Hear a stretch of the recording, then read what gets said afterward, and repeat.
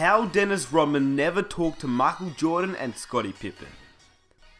Now, as we all know, Dennis Rodman won 3 NBA titles with the Chicago Bulls, whilst playing alongside Michael Jordan and Scottie Pippen from 1995 till through 1998. But during an interview of In Depth with Graham Bensinger, Rodman talked about how he never spoke with MJ or Pippen during his time in the Chicago Bulls, outside of their interactions on the court. Why not speak to your teammates then? Well, I didn't think it was important. I thought it was important for me to go there and win. You know, it wasn't, I don't have to have a job to speak to people. So I don't, me and Scottie, we're cool. Me and Scottie, we're cool today. You know, we're a little older, we're a little wiser, but we're cool today. I mean, me and Scottie never had a conversation. Me and Scottie and Michael never had a conversation in 3 years in Chicago. Only time we had a conversation is on the court. That was it. And nobody believes that. Now, how is that even possible? Not one conversation in 3 years? Crazy, or is it? Now, obviously this statement came from Dennis Rodman. Whether you trust him or not, I haven't heard Pippen or Jordan deny it, but I do believe that they did have conversations, just very rarely, if ever. Obviously Jordan and Pippen were close, but according to Dennis Rodman, he never spoke to them, which, I mean, it is surprising since they won 3 NBA championships, but is it that surprising when you break it down, which is what we're going to do in this video? There were 2 versions of Dennis Rodman, maybe even more than that, but we had the party animal Dennis Rodman, and we had the basketball player Dennis Rodman.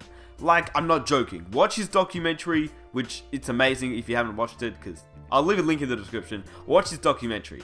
Anyway, the Dennis Rodman before he became the tattered, pierced, party animal Dennis Rodman played in Detroit during the late 80s, early 90s, when the Pistons were known as the Bad Boy Pistons. They were notoriously ruthless to players who drove in the paint and would repeatedly slam opposing players to the ground. They did it to almost every player, but especially to Michael Jordan, Scottie Pippen and the Chicago Bulls, simply because the Bulls were the young upcoming team who were eyeing the Eastern Conference Championship. As such, the Pistons were especially brutal to Scottie Pippen and Michael Jordan and would knock them around really hard, which is why I'm making this video, because as you can see, Rodman wasn't afraid to play hard. He would do whatever it took to win the game, and if it meant tackling an opponent to the ground or absolutely hammering them, well, he would simply do it. Very tough out there. Again, an unnecessary hit taken by the Pistons as Scottie Pippen was racked up.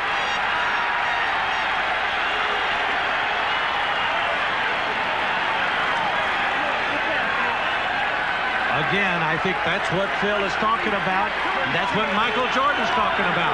They just don't want to see that in our basketball game. He already had the guy beat to the basket. And then there was a real hard foul. A great backdoor play that the Bulls love to run. And they really let the guy have it. And then Rodman did push him.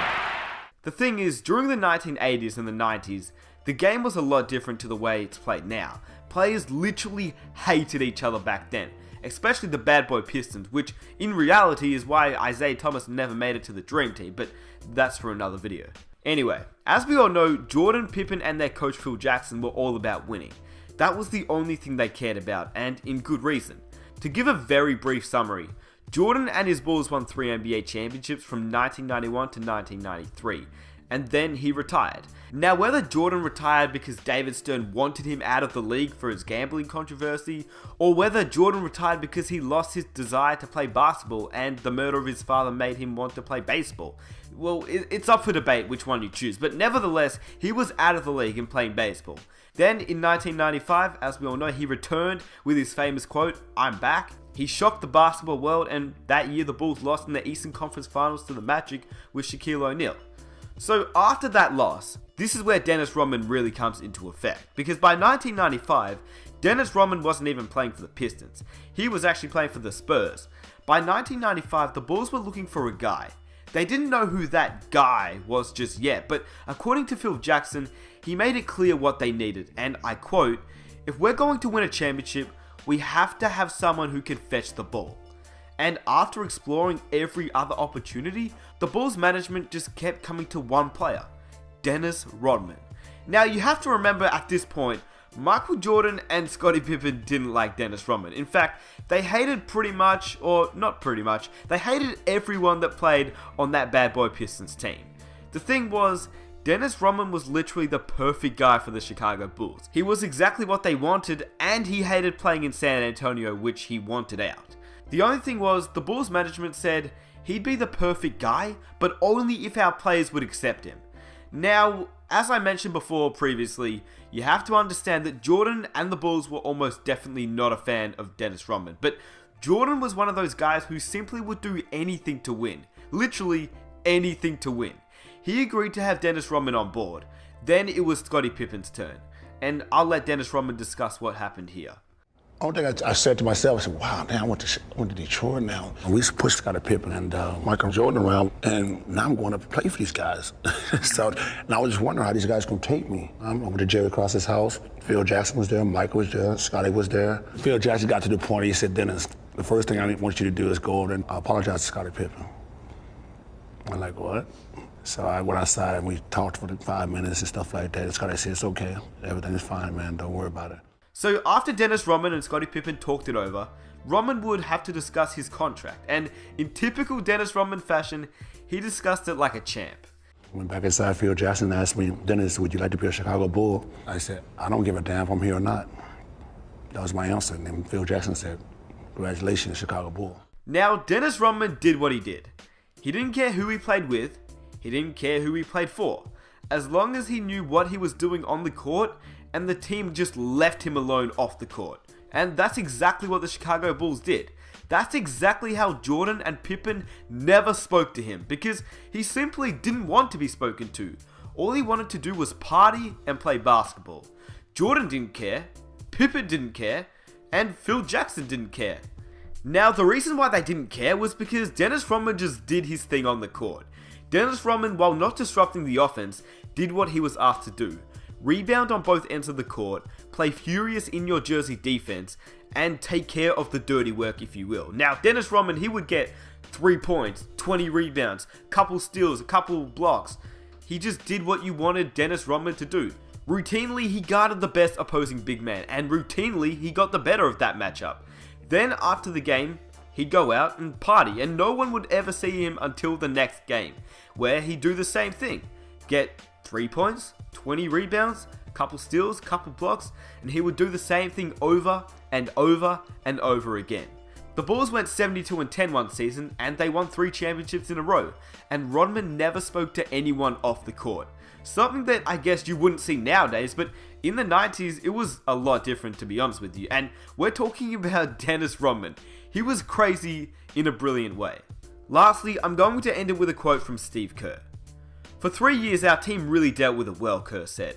Michael had this sort of quiet respect for Dennis. They rarely communicated, but Michael respected Dennis for the way he competed and rebounded.